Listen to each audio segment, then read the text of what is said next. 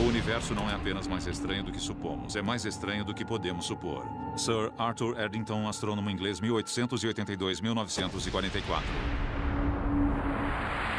Os OVNIs existem. O que não sabemos é o que eles são. A Rede Mútua de Pesquisas Ufológicas, ou MUFON, observa os céus e investiga as aparições assim que ocorrem. Seus pesquisadores usam ferramentas da ciência, da psicologia e da lei para se aproximar ao máximo da verdade. Não há dúvida que existam objetos voadores não identificados. Apenas a sua identidade permanece um mistério. O mistério dos OVNIs sobre a Terra. O incidente de Fayetteville, 8 de janeiro de 2007. Há relatos de que Galileu tinha seu próprio telescópio e que convidava integrantes da comunidade científica para olhar, mas eles não acreditavam e não iam. O que acontece hoje é que há coisas lá fora e alguns de nós estão olhando pelo telescópio, tentando entender o que é que está acontecendo. O incidente de Fayetteville envolveu 5 homens. Ele foi relatado ao MUFON por Chris Bledsoe. Saiu da estrada aqui. Sou o investigador-chefe da MUFON dos estados da Carolina do Norte e da Virgínia. Meu trabalho é 100% voluntário. Fui a Fayetteville, na Carolina do Norte, para me encontrar com Chris Bledsoe. E lá eu filmei a história que ele me contou. Eu sei o que eu vi. Os céticos do mundo podem dizer o que quiserem sentados atrás de uma mesa, mas eles não estavam aqui. Quando entrevistei o Chris, ele descreveu luzes no céu em 3 lugares diferentes. Nas investigações sobre OVNIs, as pessoas sempre descrevem coisas para as quais não conseguem encontrar palavras. Por isso, trabalho como um desenhista da polícia. Procuro chegar à imagem mais aproximada do que de fato foi visto. Este é o local do rio Cape Fear, onde 5 sujeitos se reuniram certa noite para pescar. Estávamos todos pescando exatamente aqui. O Chris se afastou dos amigos e andou até este ponto na estrada, de onde ele viu a primeira aparição. Olhando nessa direção, onde estão as árvores ali na frente, vê onde está aquela cabana? Sim. Era ali que eu estava. Eu vi 2 bolas cor de laranja enormes, imóveis, uma ao lado da outra. Bom, esta é mais ou menos a altura em que elas estavam ao lado daquela árvore. O que me chamou a atenção foi que uma terceira surgiu de repente. Dei meia volta e me afastei depressa, sem correr, e voltei a passos largos até a beira do rio. Este é o local do rio onde o Chris voltou para contar aos amigos o que tinha visto. Todos olharam para o céu, todos viram 3 luzes descendo rapidamente. Estávamos todos olhando para o céu quando 3 grandes bolas brancas que pareciam estrelas convergiram e pousaram do outro lado do rio. Elas ficaram muito próximas. Estavam a apenas uns 100 metros, 140 metros do outro lado do rio. Os homens largaram as varas de pescar ali mesmo e correram para a caminhonete. Eles entraram na caminhonete e seguiram a toda até o final da estrada. Pararam a caminhonete, olharam para cima e todos viram algo estranho pairando no ar. Mas a história não termina aí. Chris chegou em casa e o latido dos cães fez com que ele fosse até o quintal. E é aqui que a história fica esquisita de vez. Após a primeira entrevista, outros investigadores foram ao local. A MUFON é uma organização de pesquisa científica sem fins lucrativos. Temos cerca de 800 investigadores de campo. E muitos dos casos que nos são informados são passados para investigadores da própria região. Mas alguns casos intrigantes como este, eu gosto de verificar pessoalmente. O principal foco da MUFON era Chris Bledsoe. Conte o que aconteceu. Você voltou da caminhada até aqui, seus amigos estavam pescando neste local. Isso. Estavam sentados bem aqui, nessa área rebaixada. O Chris parece uma pessoa bastante respeitada na comunidade. Ele é piloto comercial e é um empreendedor bem-sucedido. Sua firma vai bem, sua família é ótima. Ele criou 4 filhos e, para todos os efeitos, parece ser uma pessoa correta. A que altitude você calcula que elas estavam quando desceram? Você disse que elas desceram e depois desaceleraram. Eu diria uns 200 metros quando desaceleraram, mas desceram a uma velocidade incrível. Parecia uma estrela a 1 milhão de quilômetros daqui. E então, pum, não parou. Mas foi como se tivesse sido apanhada por um colchão. E depois desceu assim, com toda delicadeza. Com o seu comportamento, a sua linguagem corporal e seu jeito simples de falar, o Chris me causou uma ótima impressão. Ele, sem dúvida, é um homem muito inteligente, mas é também muito simples. Senti que havia um elemento de verdade nesse caso. E esse foi o fim da história? Foi o fim da história até que cheguei em casa. E em casa começou tudo novamente. O que aconteceu na sua casa? Meus cães começaram a latir feito loucos. E eu saí para ver o que estava acontecendo. A minha Retriever correu em direção às árvores. Eu dei a volta para tentar apanhá-la. E foi então que eu vi aquela entidade parada, em pé, mais ou menos a 1 metro de mim. Ela ficou ali bastante tempo. Foi uma noite muito movimentada. Foi uma coisa que eu nunca vou esquecer. Não consigo esquecer. No local onde Chris diz que viu a entidade. Minha cadela correu até mais ou menos aqui e parou. Eu não estava pensando numa entidade, nada disso. Imaginei que fosse algum animal. Todos os cães estavam virados para cá. Minha cadela estava virada para cá e ela estava com o pelo arrepiado, do pescoço até a cauda. Eu olhei para cá e ela estava de pé, bem aqui. Bem nesse montinho. Se eu esticasse a mão e me inclinasse, eu conseguiria encostar nela. Ela estaria mais ou menos... bem aí. Não mais que 1 metro, 1,20 m. No máximo. E a altura dele só chegava até aqui, no seu braço. Não se mexeu, não piscou, tinha olhos vermelhos, mas estava brilhando. Eu ainda fico arrepiado. Está vendo? Uhum. Isto não dá para fingir. Bom, enquanto você olhou, ele ficou imóvel. Ficou ele ali estava parado. brilhando, mas não franziu o nariz, não moveu um músculo, parado como se fosse uma estátua. Parecia alguém que foi mergulhado em vidro e o vidro se amoldou à forma do corpo. Podia-se ver o interior através do vidro e essa era a impressão que dava. E as proporções eram a de uma criança, uma pessoa pequena. Essas criaturas não têm a mesma aparência que os ETs de outros contatos imediatos que conhecemos desde crianças. Revestido de vidro com uma superfície brilhante que aparentemente recobria desde a cabeça até a ponta dos dedos. Por um segundo eu senti medo, fiquei parado pensando, tudo bem. Eu sou um adulto, se quiser me pegar, aqui estou, você me encurralou, não tenho como fugir. Para nós, esta foi uma parte importante da investigação, porque creio que, sabendo qual foi a sua reação, a maioria das pessoas vai acreditar nele. Você se movimentou? Eu não me mexi de jeito nenhum. Fiquei congelado. Continuei olhando para ele e ele para mim. Mas minha mente estava agitada, pensando... Se ele vai me pegar e pronto. Então me acalmei, relaxei. E... sabe... Naquele instante eu me senti em paz. E nessa hora, onde estava o cão? Vinha direto para a entidade, vinha nessa direção.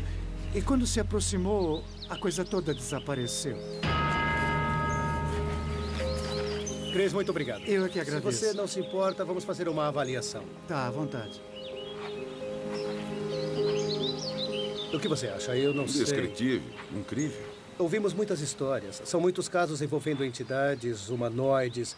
Mas eu nunca soube de um caso em que a entidade ficou a apenas 1 metro da pessoa. Isso, para mim, é surpreendente. Nenhum sinal de movimento dos braços. Ficou ali parado olhando para ele. Uma criatura robótica ali parada que desapareceu no ar. No instante estava ali, no instante seguinte sumiu. A descrição que ele fez é consistente com o relato inicial que enviou a MUFON. Ainda estou digerindo o caso. Não sei o que pensar. Se ele estava mentindo, tentando nos enganar, por que não dar a mesma descrição que todos dão? Outro ponto interessante é que ele descreveu uma nave de formato e movimento muito assimétrico, sem um padrão específico.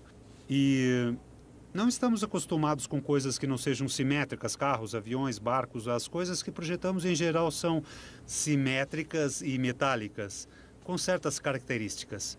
Mas esta nave não tinha nada disso. Em 8 de janeiro, você viu várias luzes, globos e tudo mais. Mas eu gostaria de detalhes específicos sobre aquele ovoide que você viu. Era como se você amassasse uma bola até que ela ficasse com a forma de um ovo. Como esse desenho aí, menor numa ponta e um pouco maior na outra. Então, o comprimento de cada lado era praticamente o mesmo. Era. Acha isso? Acho. Eu diria 2,5 metros, mais do que este pé direito. 2,5 metros é mais provável. E a que estava atrás? As de trás pareciam mais compridas. Certo. Era lisa na frente, essa parte tinha pontas e as traseiras lembravam um rabo de peixe. Eram uns 3 ou 4 na parte de trás. Rabo de peixe. Se fosse a descrição típica de uma nave, ou um disco, ou com forma de charuto, eu diria... Bom, esses casos nós temos as pencas. Mas a nave era muito fora do comum nesse caso. Então foi mais ou menos isso aqui que você viu. Eu ainda sinto calafrios só de olhar. É um desenho, uma concepção artística, por assim dizer, mas serve como ferramenta de investigação.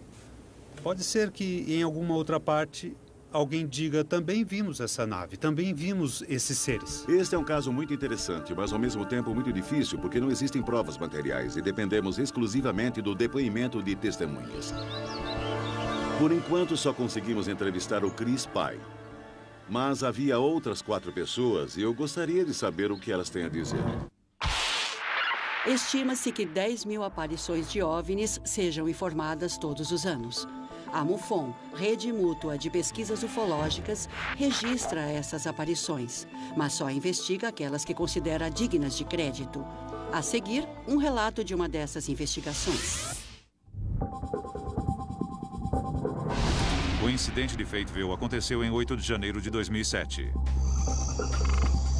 O Chris disse ter visto 3 aparições distintas de OVNIs e que teve um contato imediato com um ET, mas ele não foi a única testemunha na ocasião.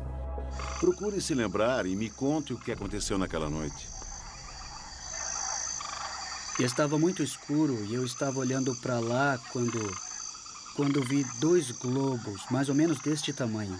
Eles flutuavam no ar na altura da minha cintura.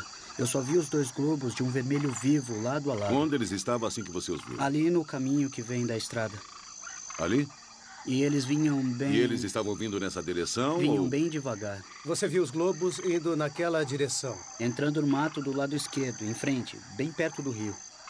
De repente, eu não vi mais os globos, só vi umas criaturinhas que estavam saindo do mato. Entrevistamos Chris Jr. para saber se ele poderia corroborar a história do pai. Mas ele não estava na margem do rio. Ele estava bem mais afastado e teve o seu próprio contato imediato. Você não precisa ir até lá, apenas me mostre mais ou menos onde estava. Eu estava aqui. Tente descrever o que viu. Estava muito escuro, mas elas eram criaturinhas pequenas, bem magrinhas.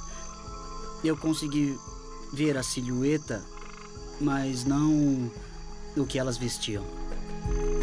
Com o Júnior foi um pouco diferente. A impressão mais forte que o Chris Jr. me deu foi de uma angústia avassaladora. Ele parecia bastante perturbado, com muitos conflitos internos. A noite estava enluarada? Estava, e estrelada também. Não sabíamos se aquilo realmente havia acontecido ou se ele estava inventando para corroborar a história do pai. Por isso, achamos importante conversar com as outras 3 testemunhas que estavam presentes na ocasião e descobrir o que elas viram. Então, o Chris chegou. Foi um pouco difícil, mas conseguimos encontrar os outros 3 e filmar o que eles tinham a dizer sobre o evento. E o que eu vi pareciam estrelas muito brilhantes. Elas estavam espalhadas sobre as árvores. E vi quando elas desceram bem devagar.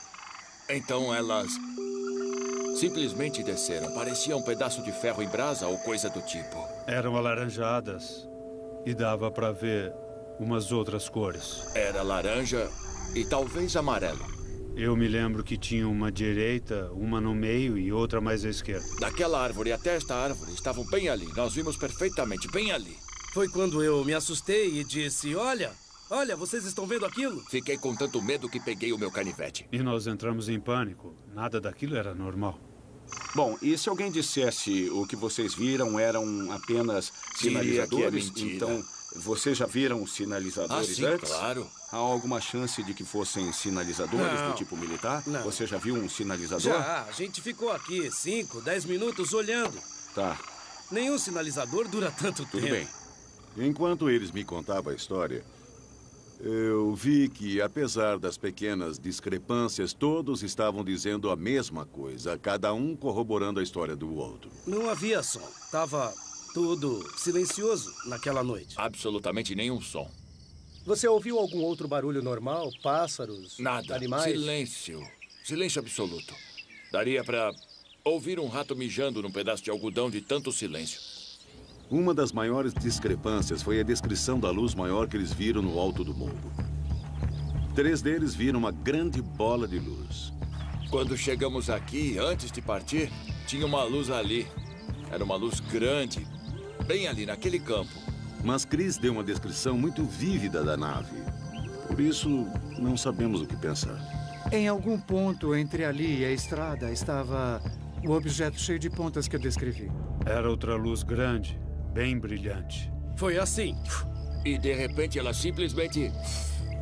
Levante a sua mão assim e tente se lembrar. Bom, à distância, acho que teria mais ou menos esse tamanho. Olhando a árvore e o poste, o nariz estaria na direção do poste e a parte de trás estaria depois da árvore. Está vendo aquele cavalo? A parte de trás estaria mais ou menos ali, um pouco mais para trás. E a frente estaria junto do poste, aqui. Tinha pelo menos 12 metros.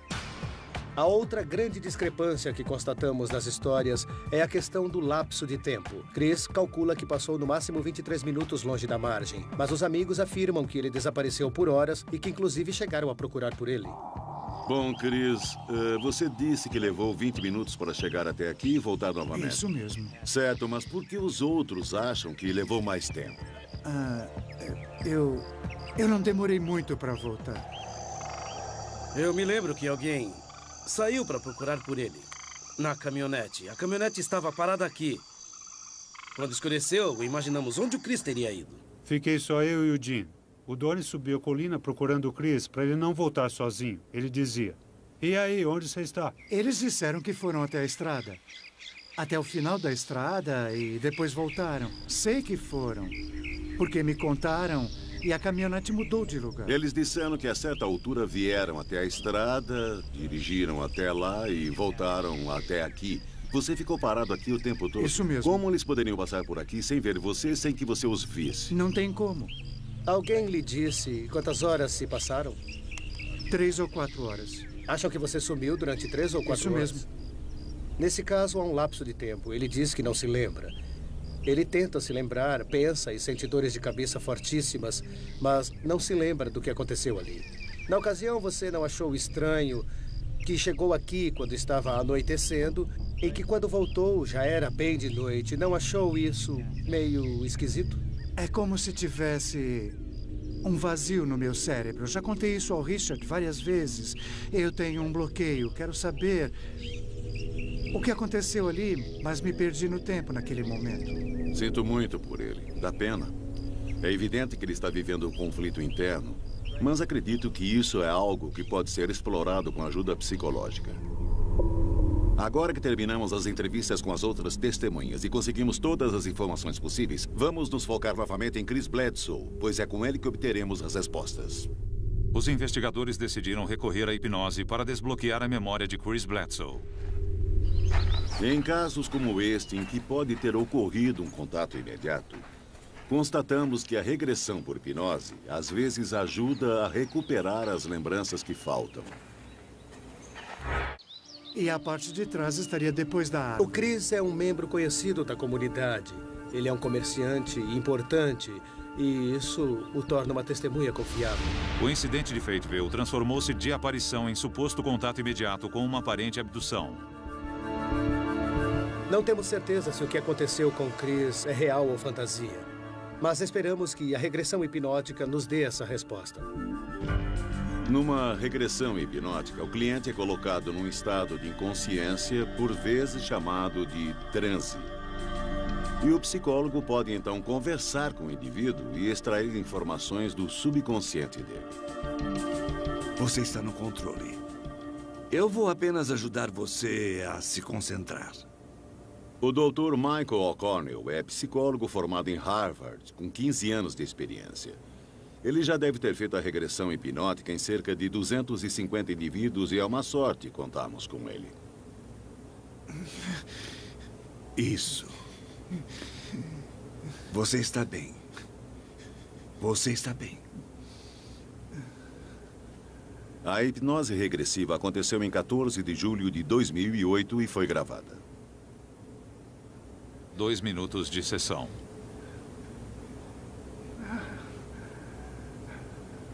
Aonde vamos? Tentei me esconder, mas não pude. Estão me olhando. São 4. Muito altos e magros. Que altura eles têm? São bem altos.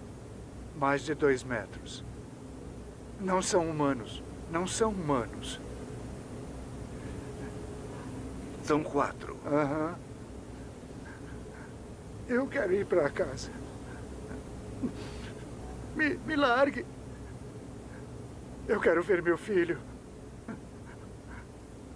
O que vocês querem? Onde quer que ele estivesse quando isso aconteceu, explica por que os amigos procuraram por ele e não o encontraram. Como é a sala? É redonda, é escura. E em alguns pontos eu consigo ver luzes, controles, mas nenhum movimento, nada. Vamos lá, Michael. Continue e force ao máximo. Eles dizem por que você foi escolhido? Aham. Qual foi o motivo? Eles são meus guardiões. Está cuidando de você? Aham. Do seu bem-estar? Aham. Sempre que eu fico triste, eles aparecem. Eu sei que andei triste. Por isso vocês vieram. Aham. São os mesmos que você viu mais tarde no quintal? São os filhos deles. Os filhos deles? Aham. Eles saíram para brincar. No seu quintal? Tem razão. Essas são as coisas de rotina. Eles entraram na sua casa? Entraram. Hoje, definitivamente, olhamos do outro lado do espelho. Já vi fitas assim antes, mas esta é uma das melhores. Até em Fim da cima, sessão. você sente nas nádegas, nas costas. O que você acha? Bem, Eu fui abduzido? há muitas semelhanças. Infelizmente, você não é o único do mundo. Você nos contou praticamente tudo o que queríamos saber. É. Sério? É. Você foi muito bem. Nossa. Muito bem. Você vai ver, eu vou lhe mostrar. O que estamos assistindo aqui com o Chris é muito compatível com um cenário de abdução. Obviamente explica o lapso de tempo. Eu posso voltar? Também explica por que o amigo pegou a caminhonete e foi até o morro onde ele estava, mas não o encontrou. A certa altura você falou sobre os pequenos. Disse que eles haviam saído para brincar ou coisa assim. Isso foi engraçado. Você disse, deixaram que saísse para brincar. Você disse no seu quintal. Eles estavam brincando no seu quintal. Esta realmente foi uma semana e tanto. Foi uma montanha-russa de emoções. E agora eu acredito que vamos começar as análises para tentar determinar que rumo dar à investigação daqui para frente. Todos os investigadores da MUFON são voluntários. Eles são profissionais de várias áreas, como investigadores de polícia, designers gráficos e engenheiros aeronáuticos. e trazem suas habilidades para cada investigação. Onde estamos? Eu quero ver meu filho.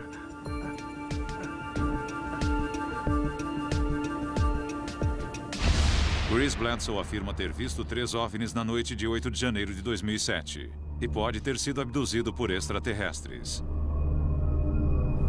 Estão olhando para mim. São 4. Eles não são humanos. Não são humanos. Na tentativa de reavivar a experiência de Chris, criamos uma animação que ele vai assistir. Queremos que ele nos diga se ela dá uma ideia precisa. Esta é a primeira. Aqui seria quando vocês estavam à margem do rio e viram as luzes chegando.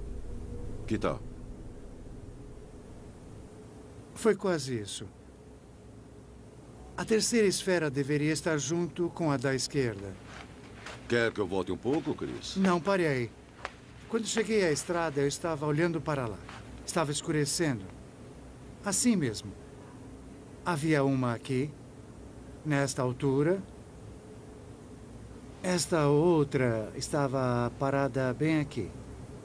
A outra veio daqui e, num piscar de olhos, parou pouco acima dessas árvores aqui. O fato de que o Chris conseguiu apontar as discrepâncias na animação e mostrar como ajustá-las deu ainda mais credibilidade ao seu depoimento. O que ele fez está bem parecido. Bom, ali. Está vendo as pontas ali na frente? Pode tirar. Com umas poucas mudanças vai ficar... Agora nós vamos arrumar e ficará exatamente como você nos mostrou. Agora temos a avaliação do Chris e podemos finalizar a animação. Se Chris Bledsoe de fato viu algo na noite de 8 de janeiro de 2007, o que ele viu foi isto. Ele tem uma lembrança muito vívida do que viu. Primeiro, no momento em que estava no alto do morro, ele viu as esferas se aproximando e atravessando o campo. Em seguida, de volta à margem do rio, ele viu as luzes chegando junto com seus colegas de pescaria. Depois, todos eles entraram na caminhonete e voltaram ao alto do morro, onde viram a estranha nave com os espetos. E por último, ele correu para casa, onde teve um contato imediato com o extraterrestre. Sua insistência em contar esta história desgastou muito a sua família. Isso mudou todo mundo em casa. Pela primeira vez na vida deixamos de ser abertos. Evitávamos fazer as refeições juntos. Fiquei com vergonha de contar qualquer coisa a alguém e passei a negligenciar, a evitar alguns dos meus familiares de propósito. Tem sido muito intenso, muito estressante, tem sido horrível. Na verdade, quer saber?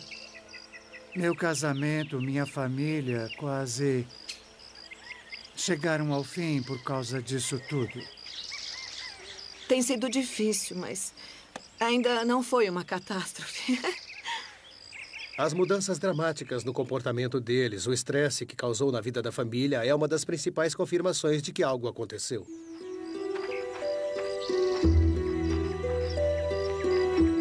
Chris teria mais a perder do que a ganhar inventando uma história dessas.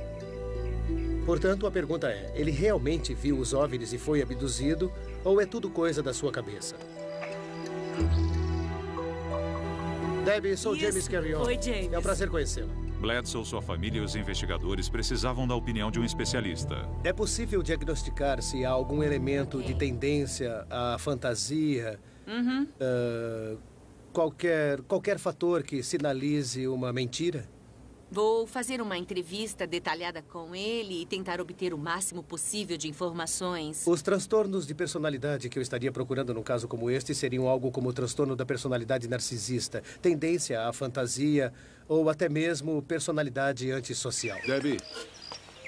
Oi. Este é Chris Bledsoe. Muito prazer. E esta é Ivone. Oi, oi, Ivone. Como muito vai? prazer. Prazer é meu. Eu estava mesmo interessado em saber se ele apresentava algum sinal desses transtornos de personalidade que indicariam que tudo não passava de uma fraude. A Debbie é assistente social psiquiátrica. Ela leciona na Universidade de Maryland. Conversa com ela honestamente, diga o que pensa e acho que vai dar tudo certo. Entre, fique à vontade. Obrigada. O primeiro teste é uma avaliação. Fazemos uma entrevista geral. A pessoa está ansiosa, está deprimida.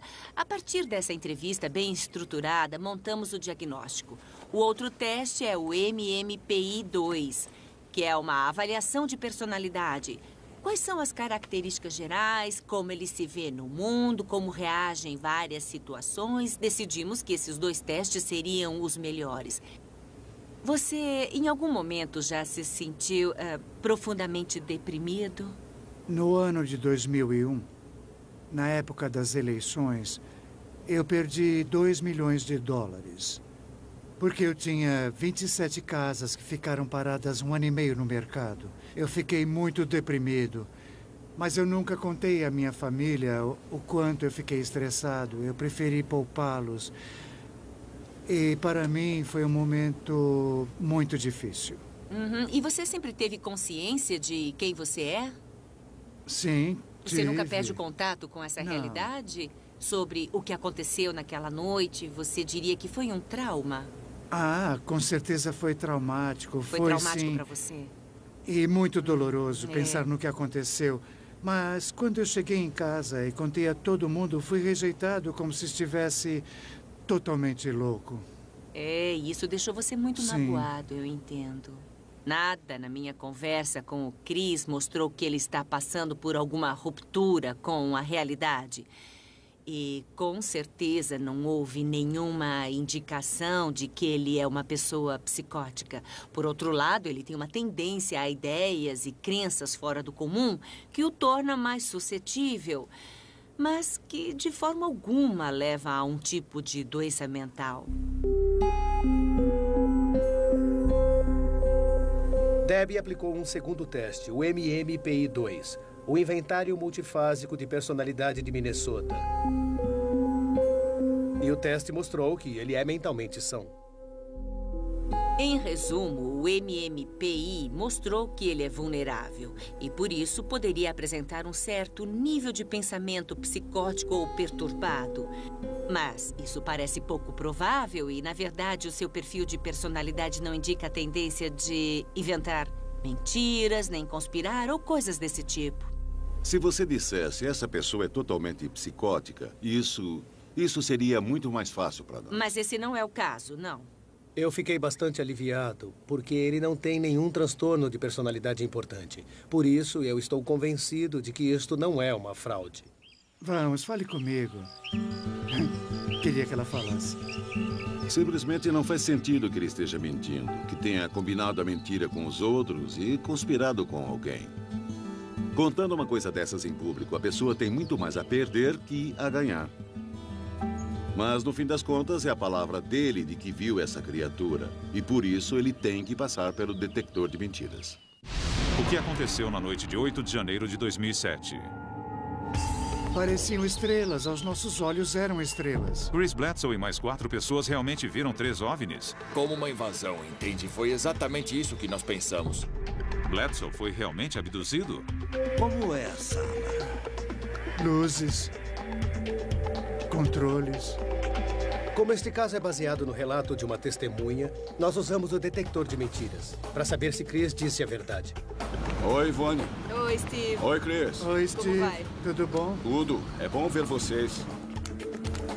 O detector de mentiras mostra se você está dizendo a verdade ou mentindo. Uma mentira é uma mentira, eu suponho. Isso O mesmo. detector de mentiras depende muito da interpretação do operador. Por sorte, temos o Bob Derduck, que é aposentado do FBI.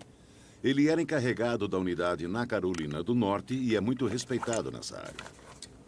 Contei que é um teste para os puros de coração. Se está com o coração tranquilo e sendo sincero, dá tudo certo. Caso contrário, seu corpo vai mostrar isso e você não vai se sair bem. Geralmente é o que acontece. Olá, como vai? Olá.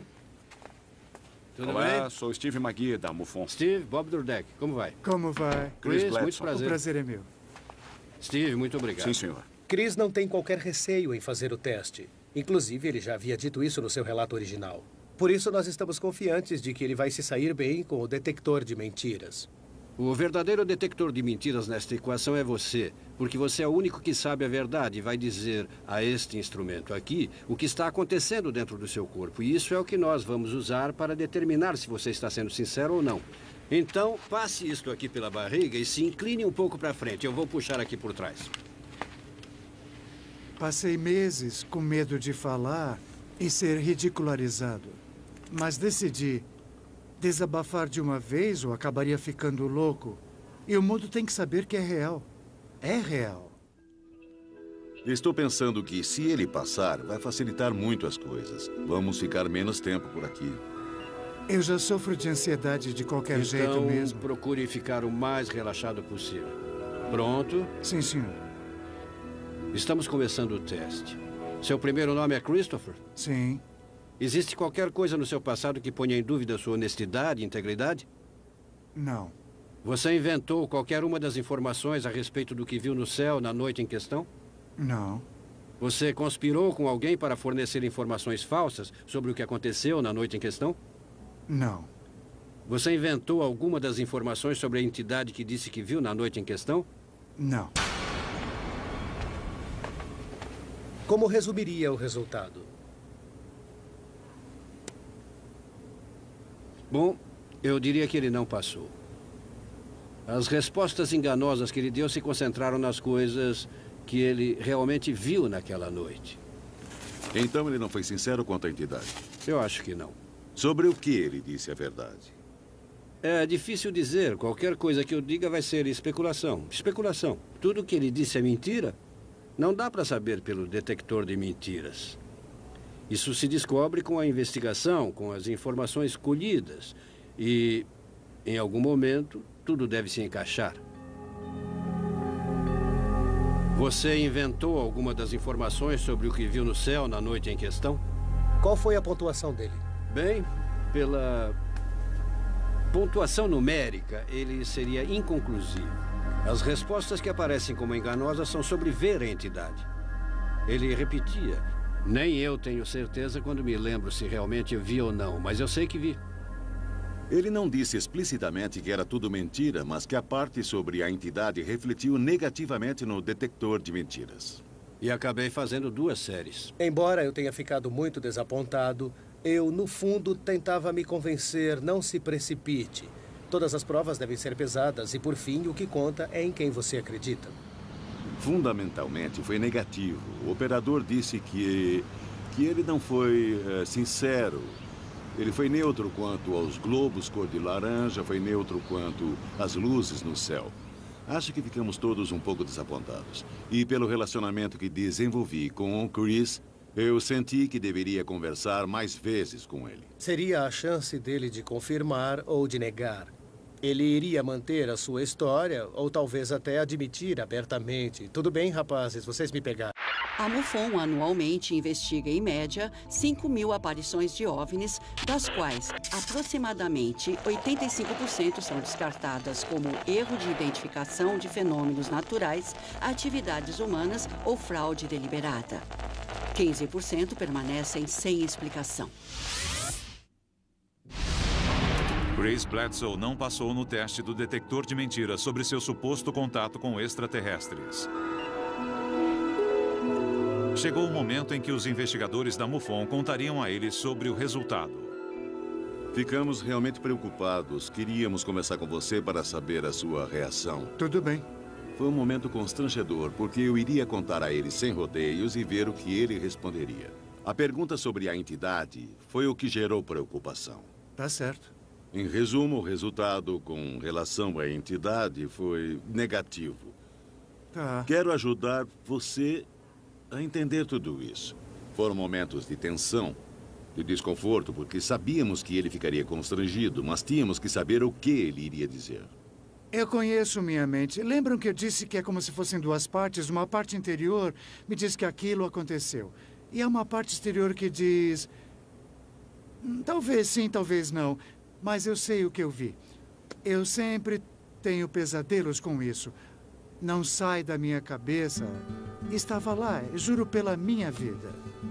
Foi difícil não acreditar nele. Ele foi muito sincero e firme no que estava dizendo. Bom, eu sei o que eu vi. Na minha mente não tem nenhuma dúvida do que eu vi. O que essa máquina diz, eu não sei. E não me importa. Mas eu sei o que vi. E fico repassando isso várias vezes na minha mente porque é difícil de acreditar. Ele jamais voltou atrás. E foi muito sincero. Para mim, a história é válida. É uma história que ainda parece verossímil.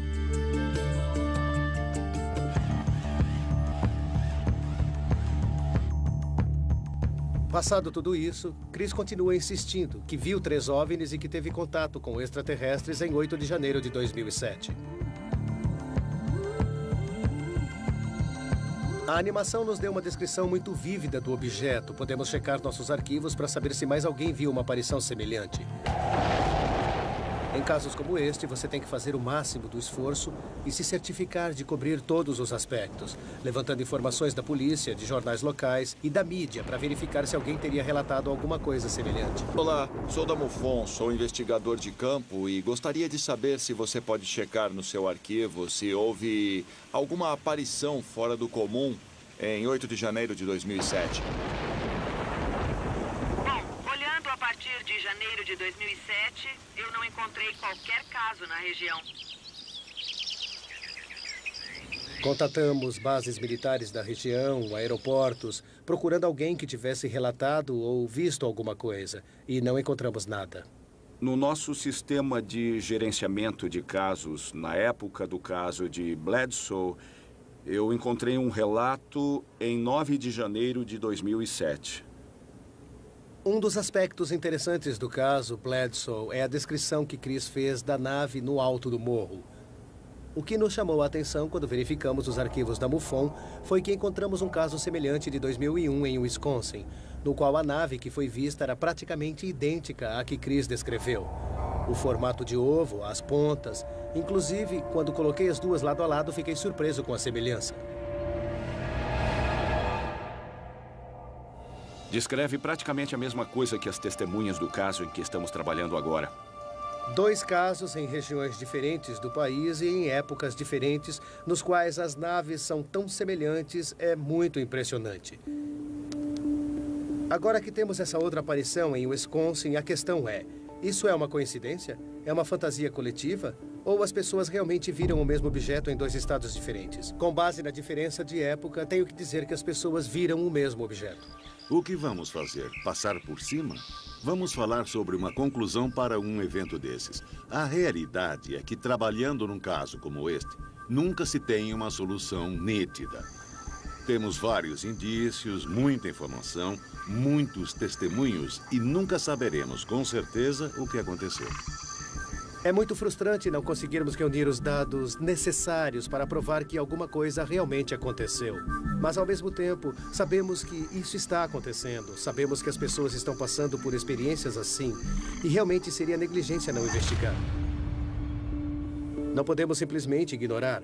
São coisas que estão acontecendo com as pessoas todos os dias. Elas estão vivendo essas experiências. Queremos estar presentes, não só para tentar entender o que está acontecendo, mas para poder provar que tudo seja real.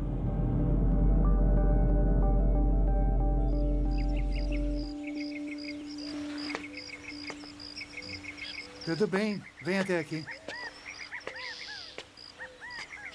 O que você acha? Eu não sei o que pensar. Não sabe? Chris Jr. e seu pai passaram por uma experiência que alterou a realidade. Creio que este caso mostra que estamos lidando com um fenômeno verdadeiro. E é importante que as pessoas saibam que isto não é ficção científica. Isto é fato científico. Muito obrigado. De nada. Foi difícil, mas deu tudo certo. Até logo, amigo. Obrigado, Richard. A gente se vê. Até logo. Obrigado. É pior se você não fala. Porque não passa tudo o que eu vi. E um dia, todo mundo irá saber a verdade. Um dia. Versão brasileira, DPN Santos.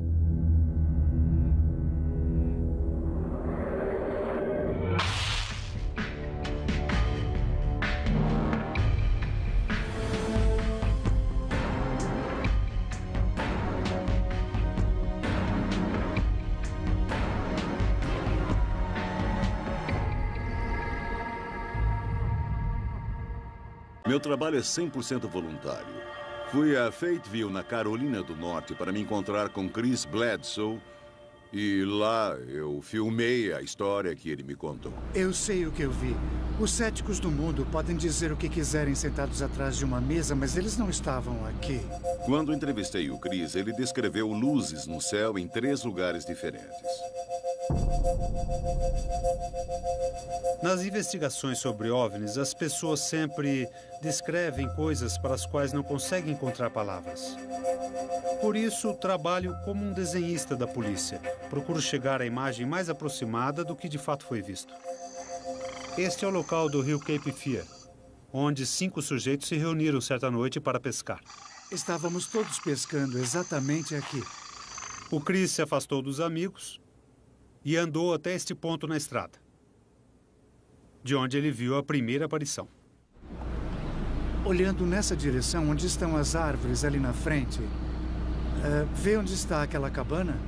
Sim. Era ali que eu estava. Eu vi 2 bolas cor de laranja enormes, imóveis, uma ao lado da outra. Bom, esta é mais ou menos a altura em que elas estavam ao lado daquela árvore. O que me chamou a atenção foi que uma terceira surgiu de repente. Dei meia volta e me afastei depressa, sem correr, e voltei a passos largos até a beira do rio. Este é o local do rio onde o Chris voltou para contar aos amigos o que tinha visto. Todos olharam para o céu. Todos viram 3 luzes descendo rapidamente. Estávamos todos olhando para o céu quando 3 grandes bolas brancas que... Ela estaria mais ou menos... bem aí. Não mais que 1 metro, 1,20 m. No máximo. E a altura dele só chegava até aqui, no seu braço. Não se mexeu, não piscou, tinha olhos vermelhos, mas estava brilhando. Eu ainda fico arrepiado. Está vendo? Uhum. Isto não dá para fingir. Bom, enquanto você olhou, ele ficou imóvel. Ficou ali parado. Estava brilhando, mas não franziu o nariz, não moveu um músculo, parado como se fosse uma estátua. Parecia alguém que foi mergulhado em vidro e o vidro se amoldou à forma do corpo. Podia-se ver o interior através do vidro e essa era a impressão que dava. E as proporções eram a de uma criança, uma pessoa pequena. Essas criaturas não têm a mesma aparência que os ETs de outros contatos imediatos que conhecemos desde crianças. Revestido de vidro com uma superfície brilhante que aparentemente recobria desde a cabeça até a ponta dos dedos. Por um segundo eu senti medo, fiquei parado pensando, tudo bem. Eu sou um adulto, se quiser me pegar aqui estou, você me encurralou, não tenho como fugir. Para nós, esta foi uma parte importante da investigação, porque creio que, sabendo qual foi a sua reação, a maioria das pessoas vai acreditar nele. Você se movimentou? Eu não me mexi de jeito nenhum. Fiquei congelado. Continuei olhando para ele e ele para mim. Mas minha mente estava agitada, pensando... Se ele vai me pegar e pronto. Então me acalmei, relaxei. E... sabe... Naquele instante eu me senti em paz. E nessa hora, onde estava o cão? Vinha direto para a entidade, vinha nessa direção, e apanhada por um colchão. E depois desceu assim, com toda delicadeza.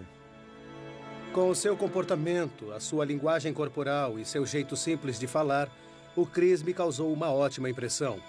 Ele, sem dúvida, é um homem muito inteligente, mas é também muito simples. Senti que havia um elemento de verdade nesse caso. E esse foi o fim da história?